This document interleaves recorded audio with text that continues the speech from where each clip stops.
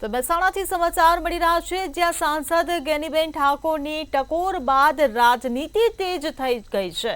મહેસાણાથી આ સમાચાર। સાંસદ ગેનીબેન ઠાકોર દ્વારા જે ટકોર કરવામાં આવી તે બાદ રાજનીતિ તેજ થઈ। સાંસદના આક્ષેપ પર જિલ્લા ભાજપ પ્રમુખે નિવેદન આપ્યું છે।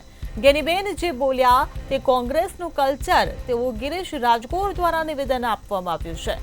ભાજપમાં કોઈ દાદાગીરી નથી કરતું, તો ગિરીશ રાજગોરે આવડતો પ્રહાર કર્યો છે। કડીમાં કોંગ્રેસના લોકો દાદાગીરી કરતા હોવાનો આક્ષેપ ગિરીશ રાજગોર દ્વારા લગાવવામાં આવ્યો છે।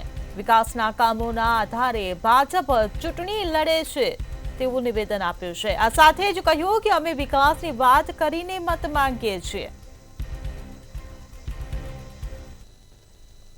ટેલિવિઝનના માધ્યમથી ચેનલ ઉપર જોયું કે મને સાંસદ શ્રી જ્ઞાનીબેન ઠાકોર એમણે કીધું છે કે કર્મચારીઓને ધમકી આપી છે, બીજા લોકોને ધમકી આપી છે અને ભારતીય જનતા પાર્ટીના કાર્યકર્તાઓથી દબાતા નહીં।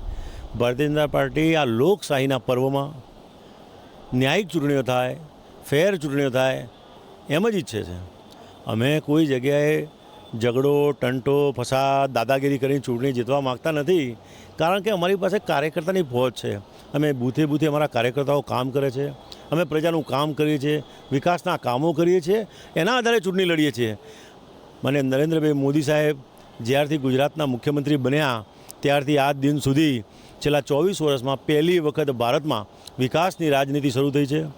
દર 5 વર્ષે ચૂંટણી આવે એટલે અમે વિકાસની વાત કરીને મત માગીએ છીએ અને મતદાર સતત ભારતીય જનતા પાર્ટીને મત આપતો રહ્યો છે।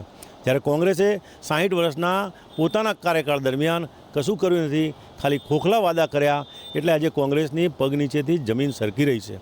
કાર્યકર્તા નથી અને મતદારો પણ એમનાથી વિમુખ થઈ ગયા છે। ત્યારે આવા તદ્દન વાહિયાત આક્ષેપો કરી અને મીડિયાના માધ્યમથી પોતે પોતાનો ચૂંટણી પ્રચાર કરે, ક્યાંય આખા કડી વિધાનસભામાં જુઓ તો ક્યાંય કાર્યકર્તાઓ દેખાતા નથી।